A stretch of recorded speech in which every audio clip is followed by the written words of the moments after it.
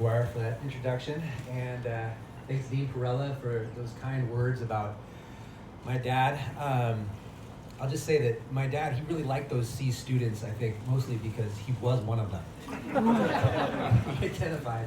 And it's true that my dad, he didn't really stop working. My wife, who's here, she would remark that he didn't really seem retired. He was still in the office for 40 hours a week. And instead of getting a salary, they would just pay him in awards. So we appreciated them, and now that he's gone, somebody has to come pick them all up. Thank you everybody so much for putting this event on. It's just a wonderful thing. Thanks to Gary and Zach Dixon for golfing with me today. I hope you'll make room for me in the scramble next year. So I had planned to go last year to this event. It would have been my first one, but we did that on Zoom. So I was there, technically. And then I told my dad about a month ago, hey, I'm coming down. I'm coming down for this. And he was so excited. And I said, I want you to introduce me to all your buddies. Just get to know them. And I want to ride the coattails of all the energy that they give you. So didn't really happen like that. You guys know that we lost my dad last week. And instead, I wanted to come here and share some thoughts about what you all meant to him, and share some thoughts on behalf of my family about what his job meant to him. So, first thing, he was at home with all you guys. He had this way of spending time with you, or with anybody, where it was just like, he was present, he's in the moment, and he just couldn't care more about anything except how you're doing and how to help you get whatever you wanted. And you could tell if he liked you, you know? And he liked you guys a whole lot. My younger sister, Catherine, said that Dad would talk about the exterior folks. He'd say, hey, those are my people. They're good people. I understand them. And you just see it, you know? Second thing, this is the place for him. Idaho is the place for him. In 1985, I was 2 years old, and my dad was holding infant Catherine in his arms as he was sitting in his living room in Iowa, where he'd grown up, and breaking the news to my grandma that he's going to some place named Moscow. And she's bursting into tears, and my dad promises her, Mom, I'm going to be back in 2 years. You know, I'm an Iowa guy. He couldn't keep that promise. The culture here, the land here, the community here, they kept him. They kept him. And that's why I'm an Idaho guy forever. The job, too. The job kept him. So that's the third thing. He believed in the work. He believed in land-grant institutions with his heart and his mind. And he was just convicted that a land-grant institution should serve in its research and its education the industry of the state.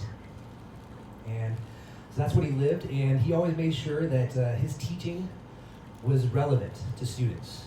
And I remember throughout the 90s just seeing students drop by or calling him.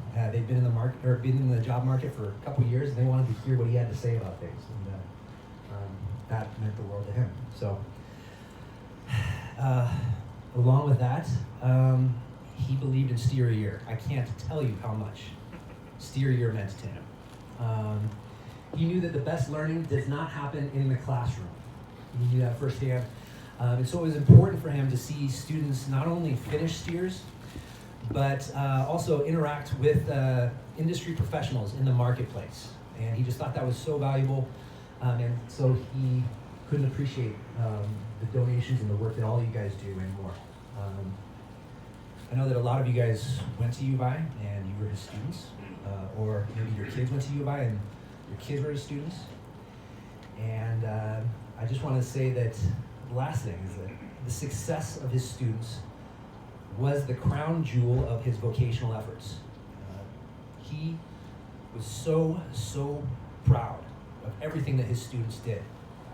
Just got that light in his eye, you know?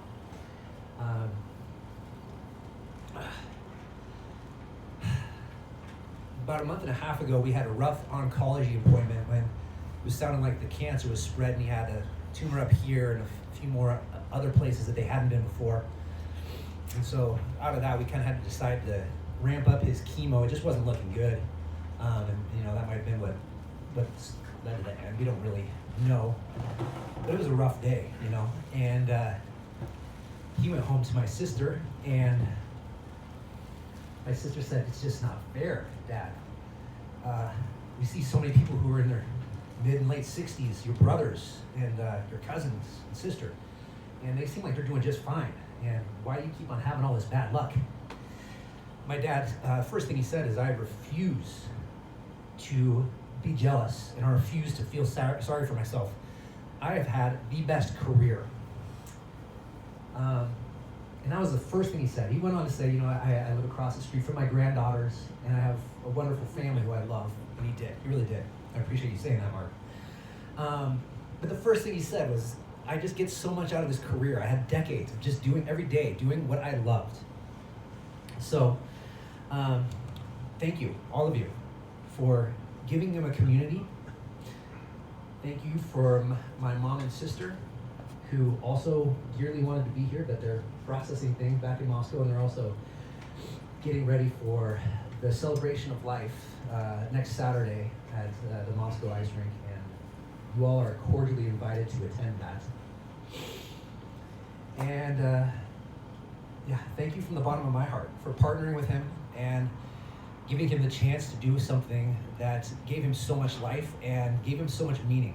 He loved you, and I love you, and look forward to continuing that legacy through the years. So